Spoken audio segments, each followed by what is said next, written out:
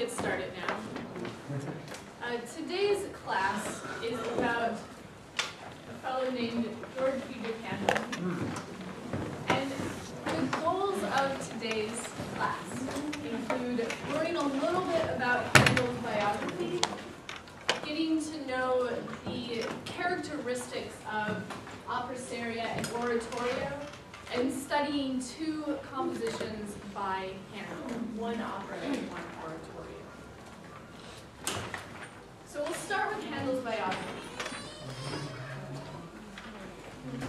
We typically divide Handel's life into three periods: his German period, his Italian period, and his English or his London period.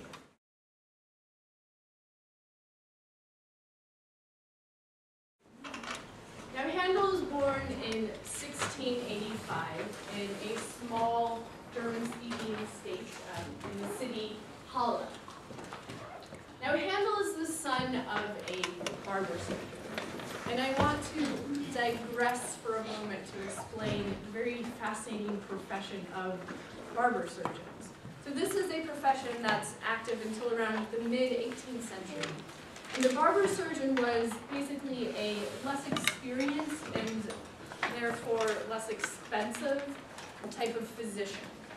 And the barber surgeon would perform these minor surgical procedures, so bloodletting, the pulling of teeth.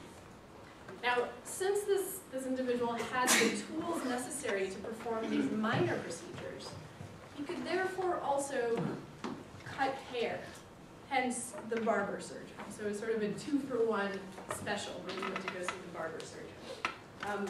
Pull a tooth and get new bangs. Now, today when we see those red and white striped poles in front of barber shops, that's actually a throwback to the barber surgeon tradition, in that the barber surgeon would mark his place of work with a white rag soiled in blood. So there you are, that's your fun Wikipedia fact for the day. Now, Handel's barber surgeon father was actually quite strict, and he did not want Handel to study music. He wanted Handel to grow up to study law. But Handel, being a rebellious youth, he practiced clavichord secretly in the attic so that his father wouldn't know he was interested in the field of music. Now, when Handel's 12 years old, his father passes away, and this removes the source of opposition to Handel's musical studies. And Handel then begins to more rigorously study keyboard, to study violin, and to study composition. And in 1703, he lands his first major gig. This is as one of the second violinists with the Hamburg Opera Theater. But Handel, who we're going to see, he's something of a hothead. The second violin was not good enough for him. So in 1704, he challenges the principal harpsichordist and composer to a duel. And we actually have an eyewitness report of this event. This is the other harpsichordist who was involved in the stuff. And let's have someone read this. Gabe, why don't you read a little bit about the dueling harpsichords? On 5th December 1704, when my third opera, Cleopatra, was being performed, with Handel at the harpsichord, a misunderstanding arose. Such a thing is nothing new with young people who strive after honor with all their power and very little consideration. I, as a composer, directed, and at the same time sang the part of Antonius, who, about half an hour before the end of the play, commits suicide. Now, until that occasion, I had been accustomed, after this action, to go into the orchestra and accompany the rest myself, which unquestionably every author can do better than anyone else. This time, however, I was prevented by Handel from doing this, and incited by several people who were present, we fought a duel by the doors of the opera house, in the open marketplace and with a crowd of onlookers. Things might have passed off very unfortunately for both of us, had God's guidance not graciously ordained that my blade, thrusting against the broad metal coat button of my opponent, should be shattered. So this story is told differently in different sources. The other version of the story is that Handel, it's not his coat button that saves him, but he holds up a musical score, and that's what prevents the blade from stabbing him. But go ahead, continue. So, no harm. No harm came of the affair, and through the intervention of one of the most eminent counselors in Hamburg, as well as of the manager, I'm not tall enough, of the opera house, we resumed reconciled again, and I had the honor of, on the same day, 30th December, of entertaining Handel to dinner at my place, after which we went in the evening to the rehearsal of his Almira and became better friends than before. Yes. So they become drinking buddies in the end. And actually, the voice in this narrative, the other harpsichordist that Handel challenges, is actually Johann Mattheson, the guy who writes the treatise about the doctrine of affections. So he knew Handel pretty well, and this is sort of how they get to know one another, is in this public battle over who's going to play harpsichord. All right. Now, after Handel's brief period in Hamburg, he then travels to Italy around 1706. And the exact mappings of his journey throughout Italy are still unknown. We know that he spent some time in Florence, in Venice, in Naples, a lot of time in Rome. We also know that he worked for some of the most important music patrons in all of Italy, and that he interacted with some very significant Italian composers, Corelli, Alessandro, and Domenico Scarlatti. And we can say with some certainty that Handel learned a great deal about the Italian style while he was in Italy. We see this in particular in his approach to opera, and even more specifically in his approach to recitative. Now, after his brief period in Italy, he takes a job in Germany at the court of Hanover, but he doesn't stay very long. In 1713, he breaks his contract with the court, and he permanently moves to England in 1713. Now, for better or worse, it turns out that his patron in Hanover, the elector, in 1714 becomes King George, King of England. So it's sort of a whoops moment at first, because Handel, to a degree, he kind of ruffles the feathers of the aristocrats in Hanover when he leaves prematurely. But at the same time, King George becomes one of his most important English patrons. Now, in England, Handel is invited to be one of the principal composers for the Royal Academy of Music. This is an opera company that's formed in 1719 by a group of wealthy English gentlemen who were simply interested in bringing Italian opera to England. And the Royal Academy enjoys some artistically glorious seasons. It's a vibrant location to hear Italian opera in London. However, they eventually go bankrupt. They don't last for too long. The first Royal Academy of Music goes under in 1728, and then they restart, and then they go bankrupt again. Now, this happens for several reasons. First of all, they just didn't have enough subscription holders. They didn't have enough shareholders to financially sustain this organization. Also, there was in general a lack of long-term financial planning. The founding directors of the Academy believed that every opera performance would have a full house, which was not at all the case, unfortunately. So there was this lack of income, a lack of financial subsidies. In addition, they had to deal with the rising salaries of their star sopranos. And to give you a sense of this, in London, the leading stage actors in London made a salary of £150 per season. Not bad. The singers at the Royal Academy, they demanded and were paid a salary of £2,000 per season. So it's quite an economic discrepancy. So the directors of the Academy, they have to figure out a way to financially compensate their singers. In addition, this is sort of the straw that breaks the camel's back, is in 1726, 1727, there's a public rivalry that forms between the two leading sopranos at the Academy. This is Francesca Cuzzoni and Faustino Bordoni. And their battle, their rivalry, culminates on stage in 1727 in a physical altercation.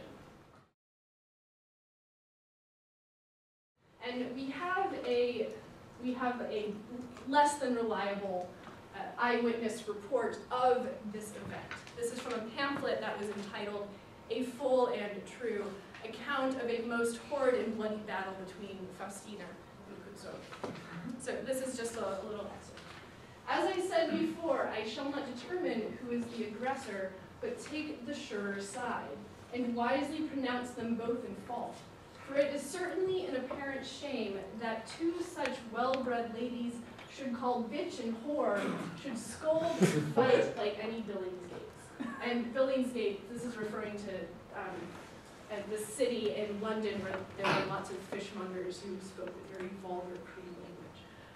So there was apparently this on-stage battle between the two women, and unfortunately for the Academy, the Princess of Wales was at this performance, and the directors of the Academy were humiliated, and they canceled operas for the rest of that season after this event. So, in the 1730s, when opera is really on the way out, Handel has to devise new money-making strategies. So in 1732, he puts on a private performance of his work, Esther. And Esther is, it's sort of like an opera, except for that the plot comes from the Bible. It's a biblical narrative. So Handel puts on this public performance, and it's quite successful. So he thinks, or private performance, so he thinks, I'll have this work performed publicly.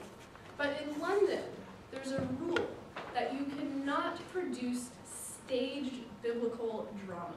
So church authorities, they stop him, they say, no, Handel, you can't do this. So Handel, who's a very clever entrepreneur, he says, no, well, it's just not going to be staged. So he puts on Esther, but without costumes, without scenery. So you have a biblical drama sung throughout, looks a lot like an oratorio, right? And this is what encourages Handel to write more and more works in this style. What he calls the sacred genre is what we now call the English oratorio. So we'll be talking a little bit about that today. Now, Handel has a very lucrative business with the oratorio. He dies in 1759. Unlike some of the other composers we've talked about this year, he dies a very famous and an extremely wealthy man. So he lived a good life. So we're going to look at opera seria specifically now. Since most of Handel's operas can be classified as what we call Italian opera seria.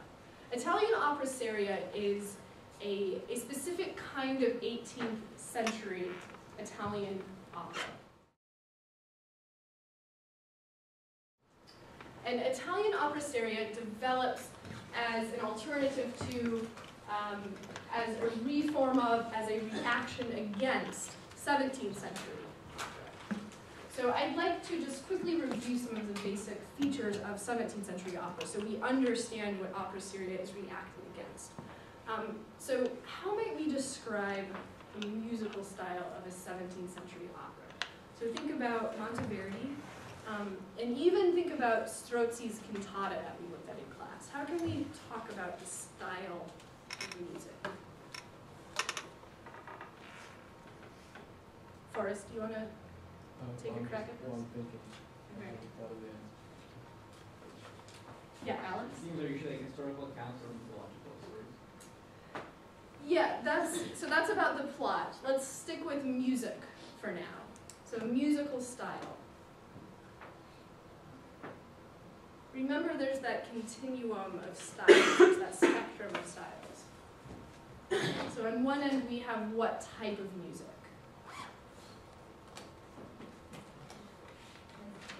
Yeah, you have that speech-like style of music, recitative. Then on the other end, the opposite of recitative is the aria style. And then in the middle of our continuum, arioso. Yes, very good. So that's how we can talk about the musical style of 17th century opera. Now, in addition, in Venice, these operas start to become very complex in terms of their plot. Really convoluted narratives with lots and lots of characters, and also a mixing of social classes, a mixing of comic and serious characters who act like comic characters who act like serious characters. So they become extremely challenging. And I do want to give you a clear sense of how this works by reading a synopsis of the 1649 opera Gisone by Cavalli. So the synopsis begins. Ercole, or Hercules, he is troubled because Gisone has grown soft. Gisone loves Queen Medea, and in turn he neglects his duties. So now a new character enters, Captain Besso. He enters, he tries to convince Ercole that, look, all men have their vices, so it's okay. Ercole, though, being a man of honor, tells Besso that he too is effeminate.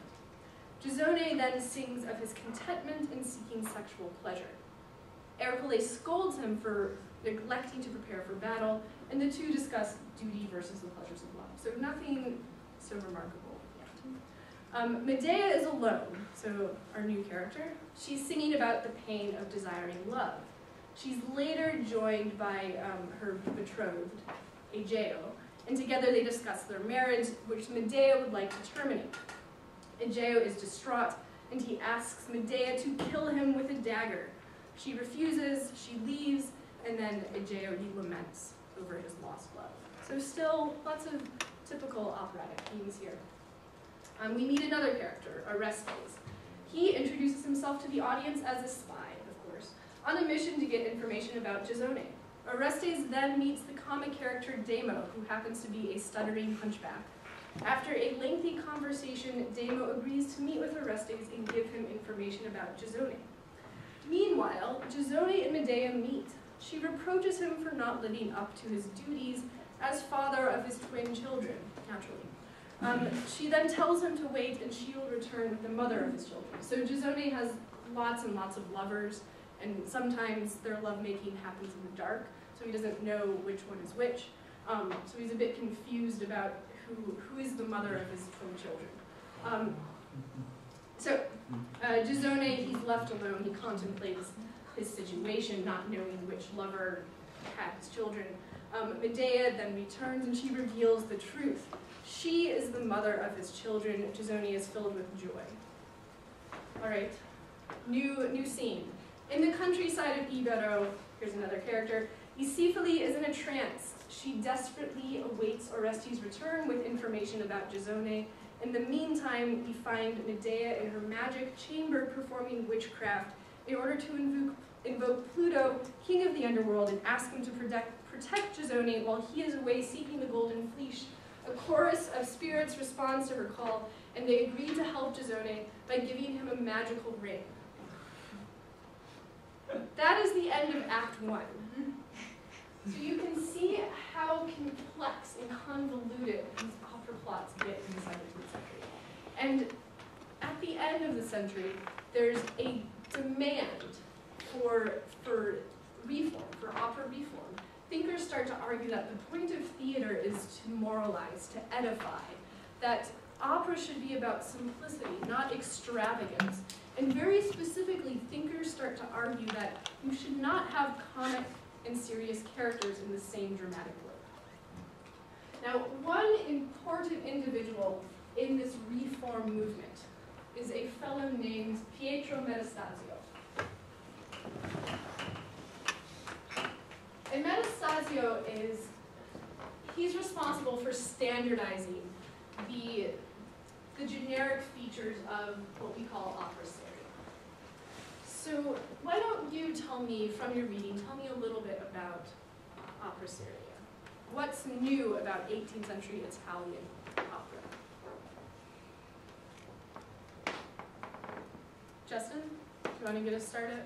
What's new about 18th century Italian opera?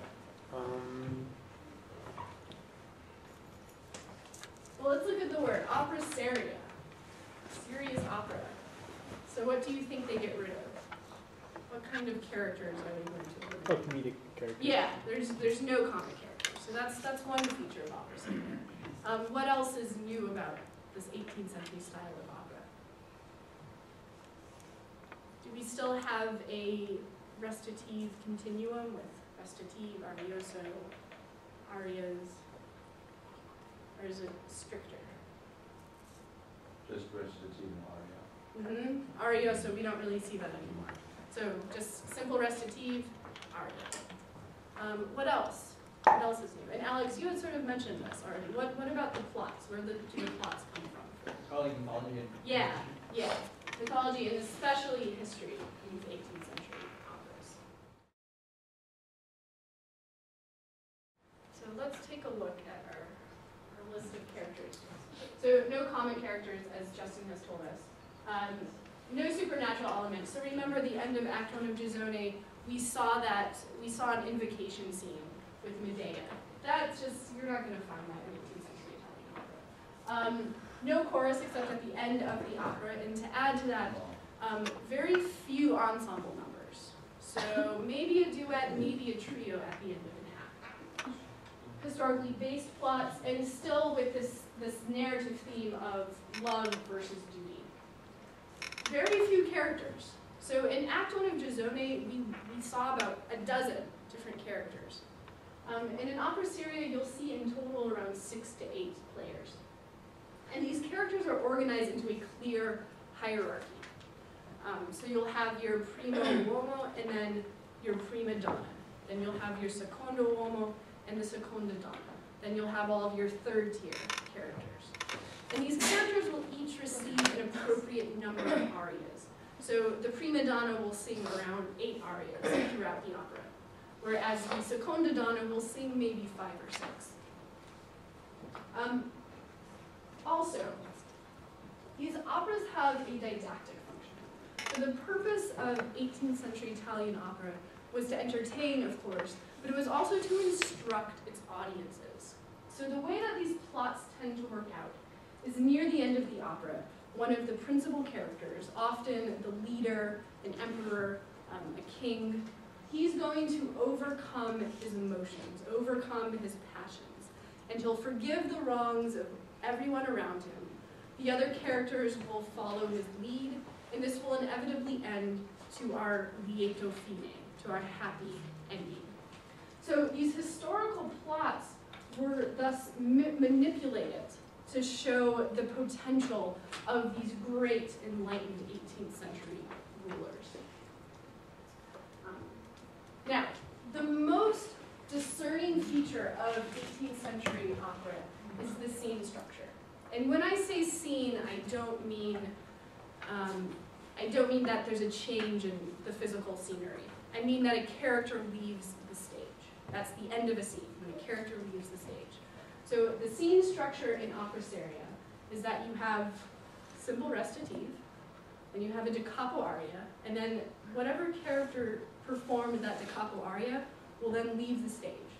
So an entire opera seria will more or less unfold just like that. Simple recitative, da capo aria. Simple recitative, da capo aria, and so on. Sometimes we'll get a little bit of accompanied recitative. Sometimes there might be an ensemble number thrown in there. But it's basically this scene structure. So now I want us to say a little bit about the da capo aria as a formal design.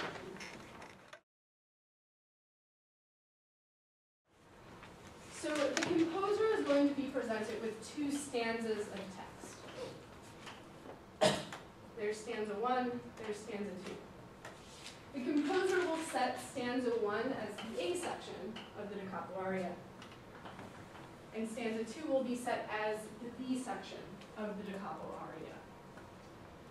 The A section, the musical A section, is what we call a 5-part form. And as you can see, we have 5 parts. So there's a ritornello, an instrumental ritornello. Then the singer presents the entire A text. Then you have the second instrumental ritornello, often a modulation to the dominant or minor mediant, but some secondary key area. Handel loves to modulate to the minor mediant. That's something special that he does. Then you'll have the singer will repeat the entire A text, and in doing so return to tonic. And then the A section will conclude with a instrumental ritornello. The B section, any number of things can happen in the B section. This is often tonally unstable, so visits a lot of different interesting key areas. The B section might borrow musical material from the A section, or the B section might be totally new and different. Then we'll have a repeat of the A section, so da capo, quite literally from the head, from the top. This provides a space in which the singer can improvise, to vary the melody, to do some recomposing, add ornamentation. So we're going to look at a pretty conventional example of the da capo aria. This is from Handel's opera Giulio Cesare, from 1724.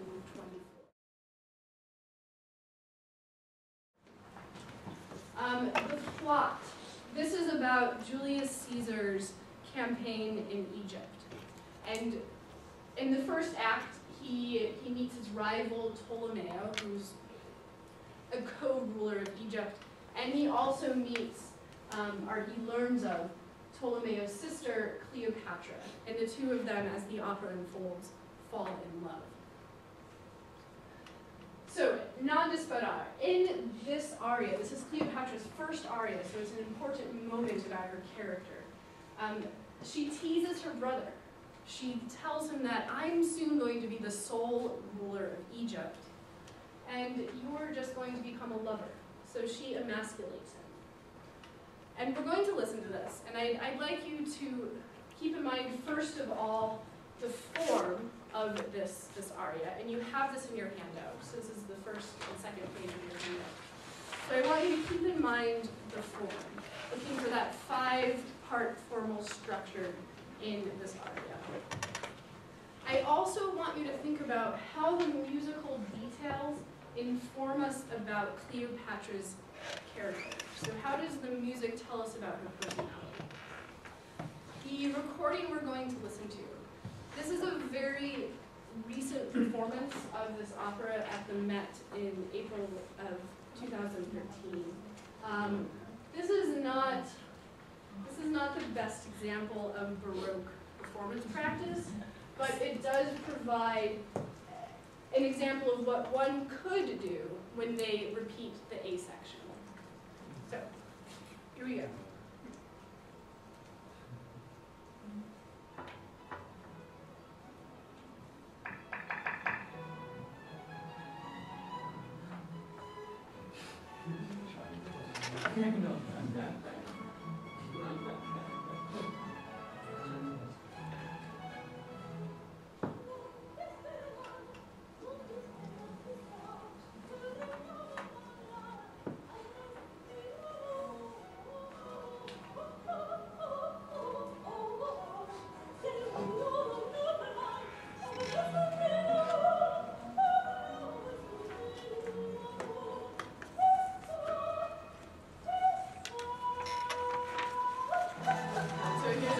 Instrumental ritornello, second statement of the eighths, and modulating into our secondary key area.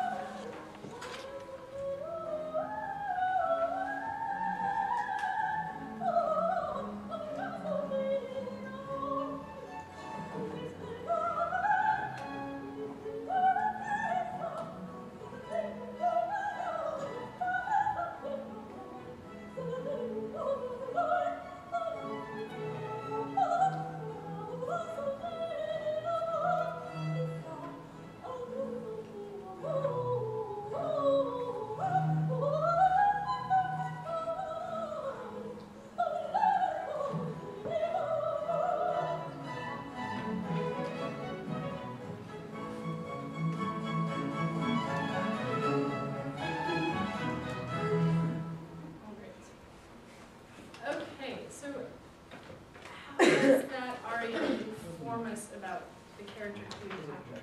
How does the music characterize Cleopatra? Yeah, Justin. The trills have a sort of persistence about them.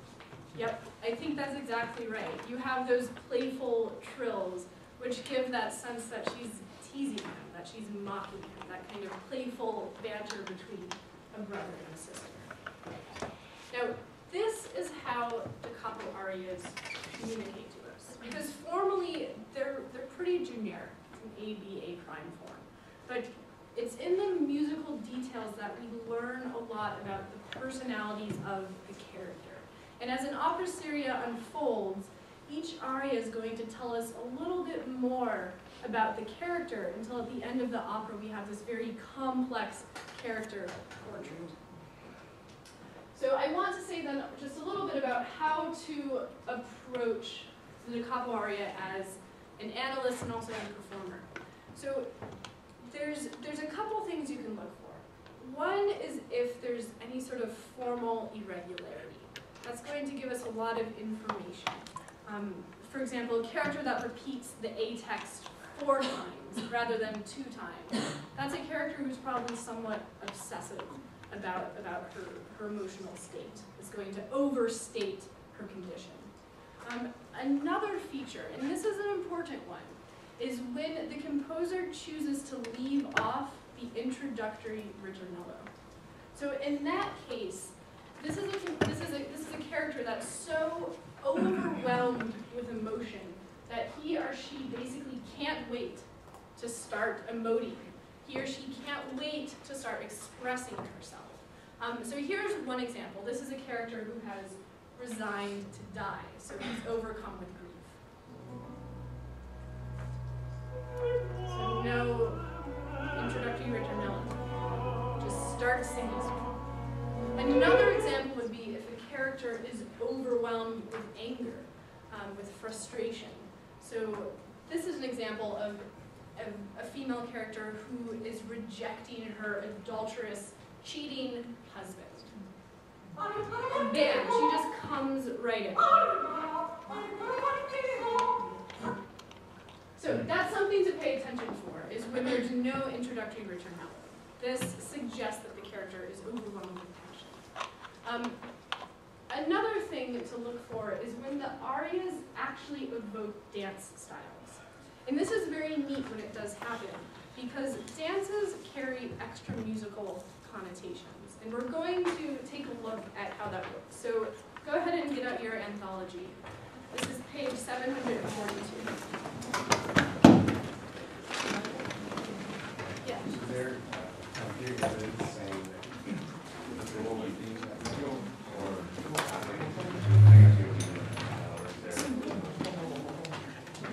Yeah. So there's a historian called George Frideric who basically goes through all of Handel's operas and talks about the arias. And he will point out things like, oh, there's no ritornello. The character enters spontaneously. She burst out. So like reviewers was sort of. Yeah, they were very much. So this is an interesting question that Graydon was asked. Were listeners tuned into the da capo tradition? And they definitely were. They were very, very much aware of the expectations of da capo form and when a composer would play around with that. Sorry, what page? Oh, 742 of the Norton Anthology. 742. So this opera is the first, or this aria is the first that Cleopatra sings at the beginning of Act 2. And in this scenario, she's disguised herself as this sexy little maidservant, Lydia. And Lydia has disguised herself as the goddess Virtue, who is sitting on Mont Parnassus, surrounded by the 9 muses. And in performance, this is supposed to, you're supposed to have an on-stage orchestra, and each member of the orchestra represents one of the 9 muses. So this is a very lavish moment.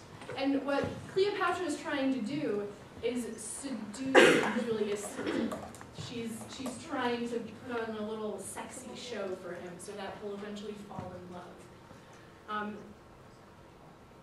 Now, this aria is in the form of a dance. It evokes one of our 4 dances that we talked about. So let's review those, the 4 dance types that we have available to us. Yalman, Barat, Saraband, and Jig. Good. This aria that we see here, on page 742, it's a triple meter dance, slow, tempo, no pickup. What dance type does this look like? Yeah, this is a saraband. Very good. Now, the saraband is an interesting dance type because it originates in 16th century Latin America. And it's a wild, raucous dance where the performers would actually bump their chests together. And it was so erotic and sensual that in Spain, the Catholic Church outlawed the dance. Now, 17th century, 18th century composers, they tame down the eroticism of the saraband to make it appropriate for aristocratic court settings. But even in its most refined state, the saraband still carries those connotations of eroticism and, to a degree, exoticism also, since this is a dance type that's transplanted from Latin America. So let's have a listen to Cleopatra's saraband, which is entirely appropriate for this moment because she's trying to seduce Julius Caesar.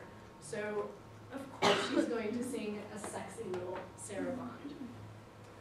Also, something to pay attention to here is the formal design of this aria.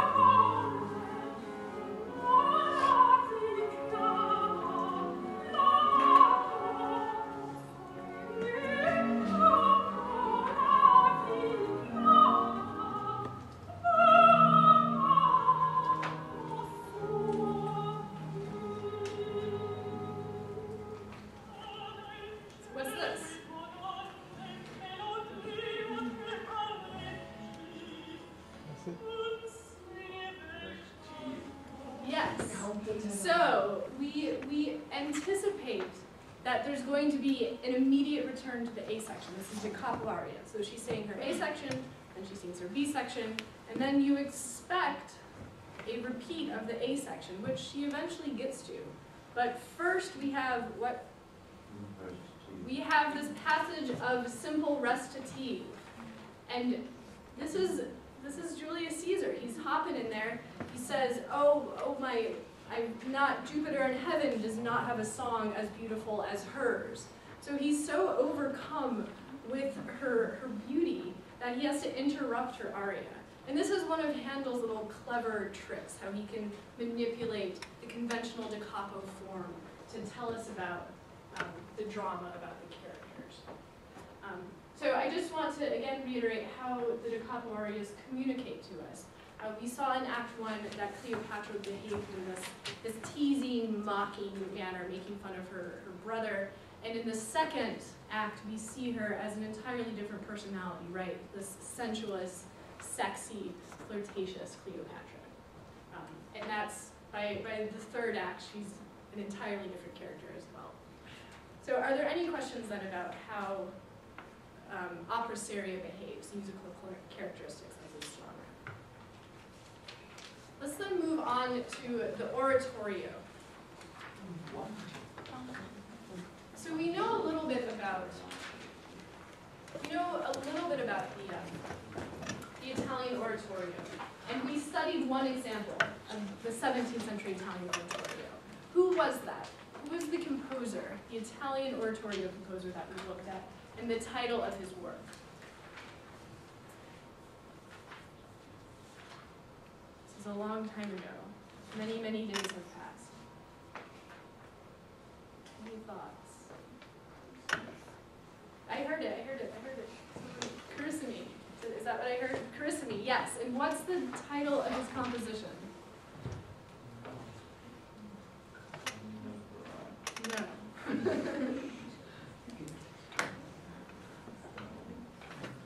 Okay, well, if you don't remember the title, do remember the plot of this oratorio. It was a very dramatic, biblical story.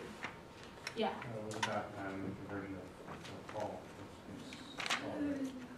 That's a very good guess. That is, we did talk about Schutz. That's Heinrich Schutz's movie. Oh, right. Jephthah, the story of the judge of Israel who makes a bargain with God, says, God, if you help me win this battle, I'll sacrifice the first living thing that I see.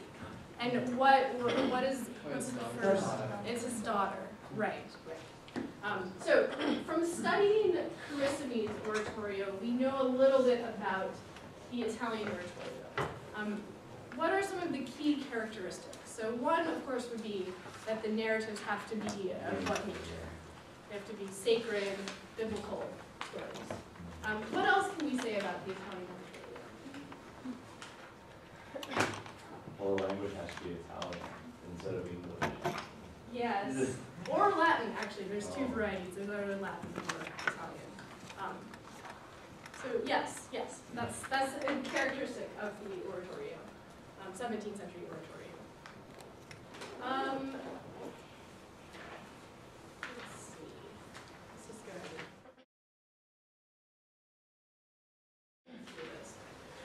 Remember that these are not staged, right?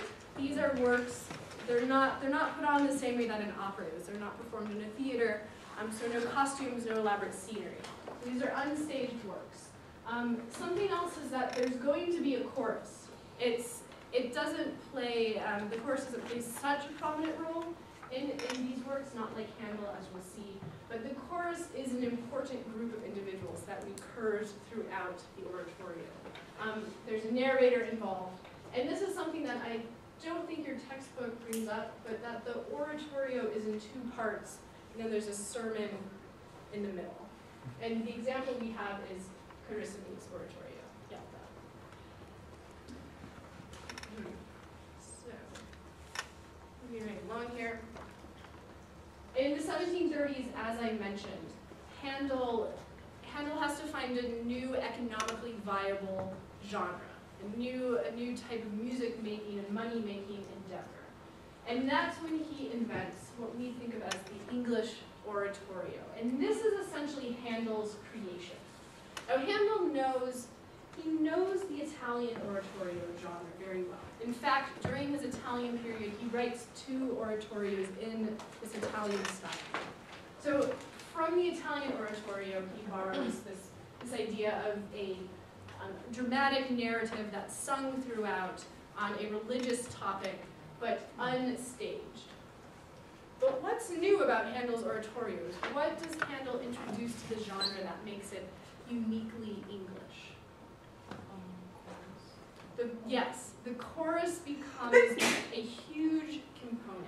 And I mean this in a couple different ways. First of all, the performers. Handel has a lot of performers for his oratorios, around 17 to 24 people in a chorus, which is far more than what you would encounter in an Italian oratorio. Also, the choral sections are rather long, and they have multiple contrasting passages.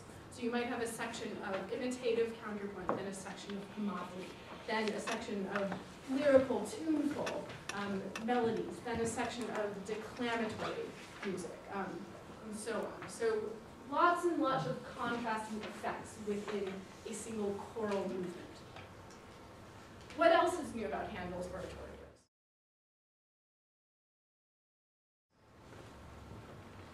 In English. They're in English, yay. We see that he's drawing from the aesthetic of opera. So rather than two parts with a sermon in the middle, he divides these into 3 acts. So looking a lot like opera. They also begin with what we call the French overture. And remember the French overture from Lully's Armide? Let's just quickly review that. So French overture has a specific kind of formal design with specific musical styles. How does that work? What's our French overture? Syncopation? Maybe. Slow, quick. Yes. Let's start broadly. What's the form of the French overture? A-B. And, well, no, sometimes there is the A, part of the A will come back at the end. So A-B, maybe A, another A. How does the A section sound? What are the stylistic features of the A section? Just to review here. Yeah, written. Yeah, I mean, in a way, note inégale is something that applies to sort of all 17th and 19th century music, but specifically though, in the overture style is that double dotting, it's the over dotted rhythms. Justin, do you want to add to that? Like just very grand and Yeah, the stately, duple meter, majestic, double dotted. The B section, what's the B section all about? What does that sound like? Yeah, fast, dance-like, compound meter, sometimes imitative counterpoint. So, French overture. This is how Handel announces the beginning of his oratorio. Again, drawing from an opera aesthetic. And these were works that were performed not in religious centers, they were performed in theaters for a paying audience. So the function of the oratorio was to provide an evening of entertainment. And Handel's very successful doing this. Makes loads of money and an excellent reputation. So we're going to look at a specific example by Handel.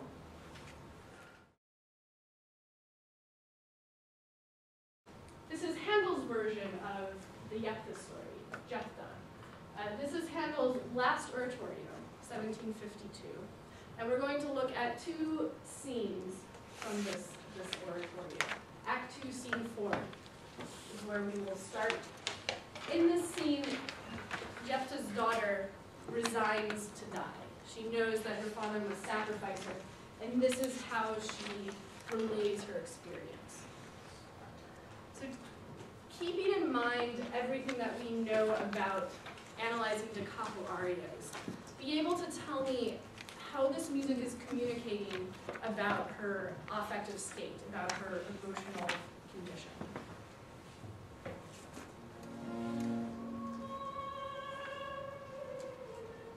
Oh, I'm sorry, this isn't your handout. I forgot to tell you that. This is the second full page of your handout.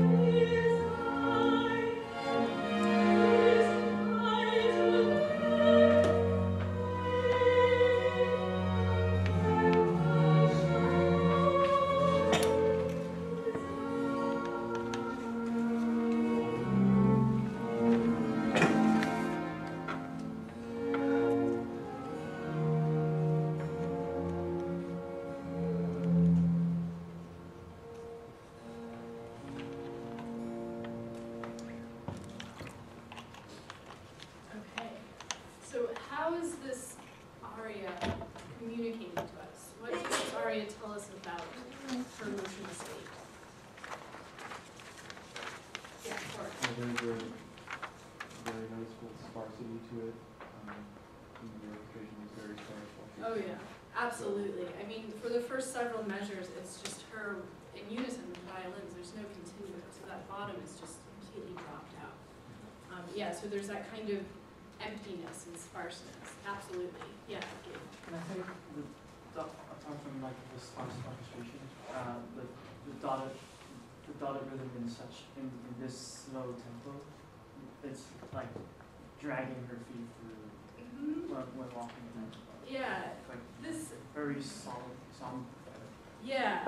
So the slow dotted rhythms in triple meter with the stress on the second beat makes this into kind of a problematic aria, actually, in that this is also a saraband.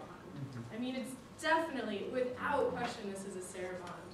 I mean, I guess you could play it at such a tempo, it's so slow, that you wouldn't really pick up on the dance style, but to me, I don't have an explanation for why Handel would choose a saraband for this moment. Maybe there's something ironic going on here, but it's, yeah, the slow dotted rhythms and triple meter, it's a problem. But let's talk about some other features of this aria. But yeah, Gabe, good to pick it up. Yeah. She doesn't add any embellishments. Yeah, so that would be, I mean, that would be at the discretion of the performer, but sure, yes, and that would probably be an appropriate decision to make as the performer to not add ornamentation. What else can we say about this? What's sort of, yeah, Forrest. Oh, well, just formally, the fine is after the first instance of the text. Yeah, Doesn't repeat. that's good. I'm glad you caught that. There's only one statement of the A text. That means that she's, I mean, the way that I would see that is she's breaking with this 5-part formal convention because she really can't repeat that text again, not immediately at least. She's so overcome. But yeah, that one statement rather than 2 statements of the A text that's something to notice. What else formally is going on here though? What else is strange about this aria formally? The opening ritornello is not there. Yep, there's no opening ritornello, so a character that's overwhelmed with grief. She cannot wait for the formality of the ritornello to begin immediately. Good, very good. This is an extremely rich aria. There's a lot more we can say about it, but I'd like to move on to the chorus that closes Act 2. So this is the next page of your handout. In this chorus, we see that the chorus is acting basically the way it would in a Greek drama, a Greek tragedy, that it's commenting on the action that's just occurred in Act 2. And I'd like to read the text to you so you know exactly what's going on here. But the chorus says, "How dark, O Lord, are thy decrees, all hid from mortal sight. All our joys to sorrow turning, and our triumphs into mourning, as the night succeeds the day. No certain bliss, no solid peace, we mortals know on earth below. Yet on this maxim still obey whatever is right." Now, I've decided to isolate this chorus for 2 reasons. First of all, is it exemplifies the way that Handel constructs one of these long, large-scale choral moments, in that we have a variety of different contrasting sections with different compositional techniques. The second reason is that when Handel was working on this oratorio in 1751, he had to take a break from his work, which is unusual because Handel is actually, once he gets a project going, he just goes pedal to the metal. Now, in this case, though, he's in his old age, he's near the end of his life, and he writes in the autograph score, here in the lower right-hand corner, he writes that he had to stop work in February of 1751, due to a relaxation in his eye. So Handel is actually going blind. He's losing his vision. And at the same time, he's setting music to a text that begins with, "How dark, O Lord, are thy decrees." So this becomes a very profound personal expression of Handel's grappling with his failing health in his old age. So let's have a listen to some of this. And you have two excerpts in your handout, so we'll start at the beginning.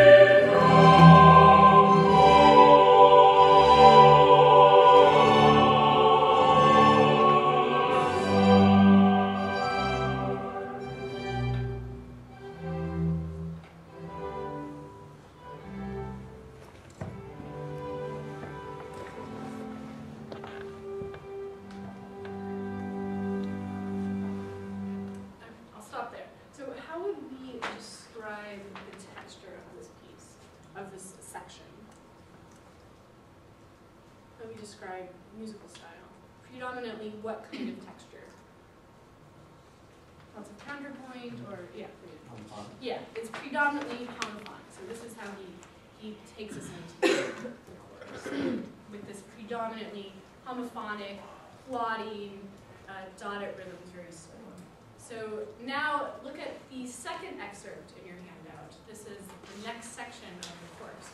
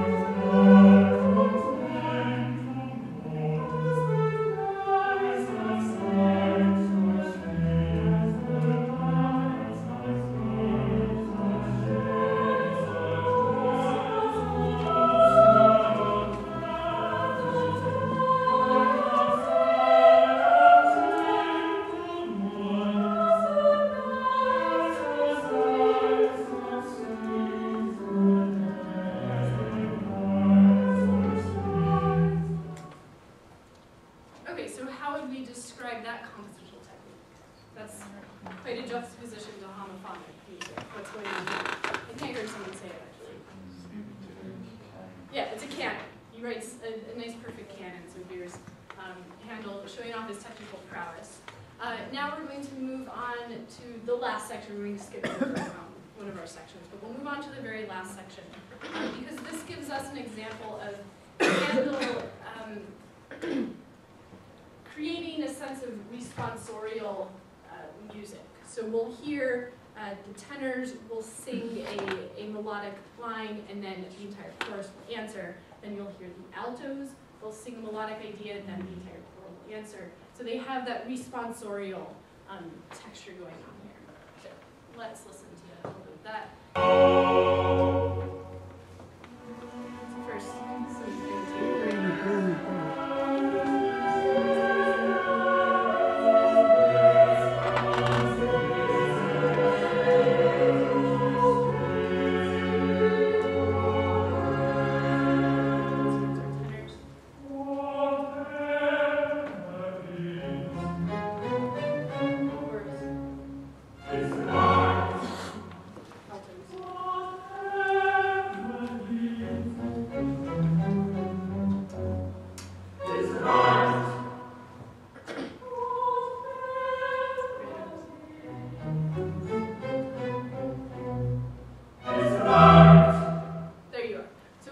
the takeaway from looking at this course is basically that Handel is writing these multi-sectional choral movements. And he's doing this to play into the English taste for choral music. They have a long tradition of writing for chorus, and he's marketing to that particular taste. Now, we have just about 10 minutes left, and I'd like to spend the rest of our class talking about borrowing. So, borrowing is a compositional technique, and this term borrowing, it describes the adaptation, the minor reworking, or the complete cut and paste of a pre-existing musical work.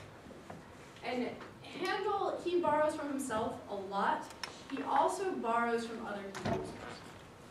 And Handel is an interesting example of this because he resorts to borrowing procedures much more frequently than his contemporaries. And a really sort of notorious example of this is his opera Agrippina, in which 41 of the 48 arias use some sort of pre-existing source material. So my question for you then is, what does it mean to be original? How do we deal with perhaps what we might call a moral dilemma of Handel's music? Does his music somehow lack integrity? So I'll open the floor up to all of you to give me your opinions on this question. Scholars have talked about it for decades and decades.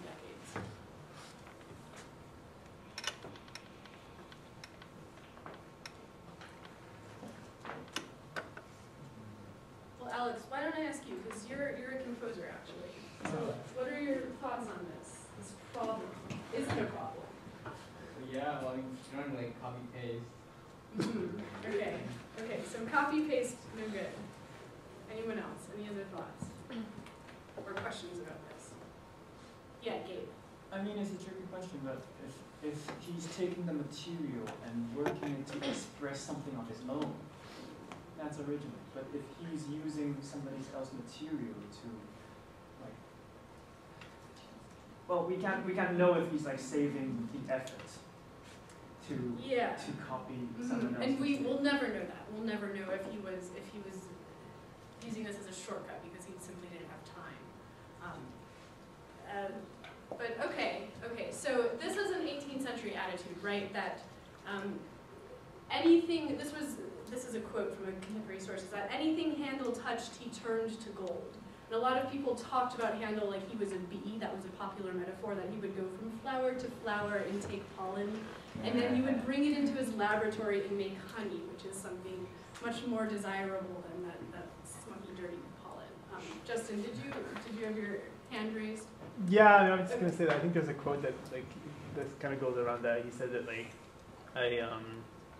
basically the material was good, but the composers were bad, so I needed to make it better. Yeah. So that's very much an 18th century attitude, right? That he takes something and he makes it better. But here's an interesting problem. What happens when the borrowing is cut and paste, like Alex said? And I'll give you an example of that. This is from one of his Italian oratorios. This is an aria. So get this in your ear.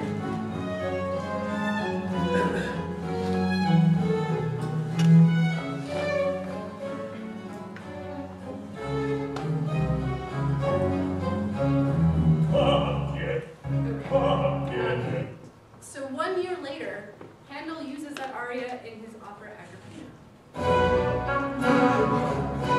It's almost exactly the same. The instrumentation is like,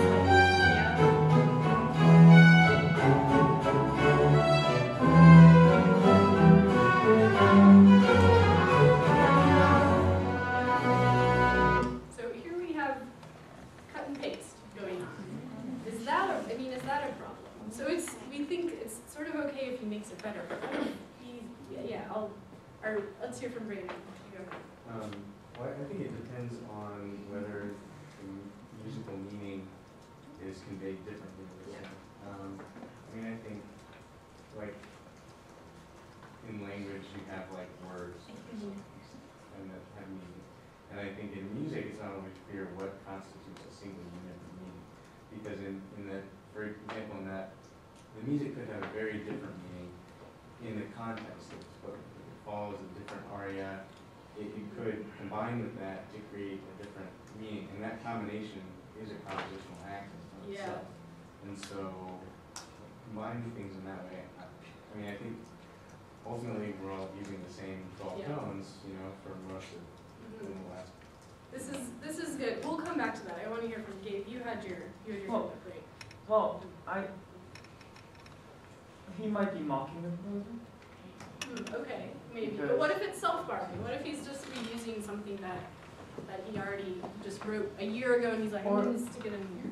Or maybe the fact that the audience, well, I've read about something that is like, when there's repetition in music, it's actually, no matter what type of music it is, some people edited Berrios sequenzas and copied and pasted audio editing for like some certain exact passages to happen exactly the same.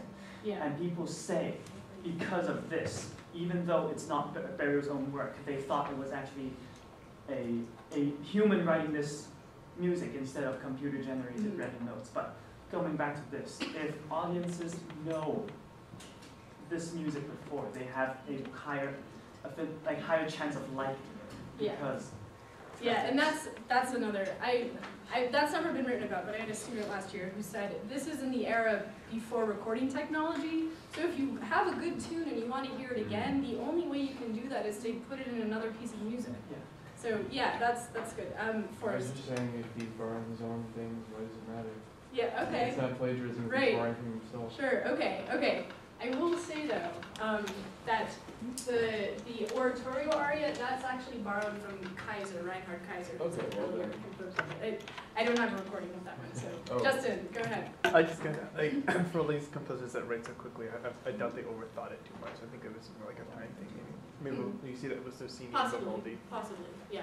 Very quickly. I want to just, we're almost out of time here, but I wanted to come back to Braden's solution, because that's a very popular one with scholars, is that the reason that Handel borrowed often is because he wanted to infuse the music with a particular kind of semantic meaning. And the case we have here is not what you're talking about, where you have this reinvention of musical meaning, but here he's trying to retain the musical meaning but in a new context. So in that oratorio aria, that's performed by Lucifer, and he's just returned from the earthly realm. He's coming back to the underworld. He just beat Christ, so he's feeling pretty great, pretty awesome.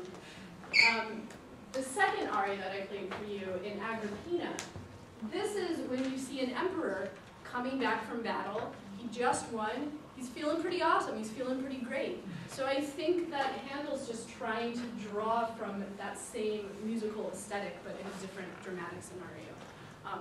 So there's definitely layers and layers of meaning, and these, of course, were both within 1 year of each other, probably performed for some of the same audiences.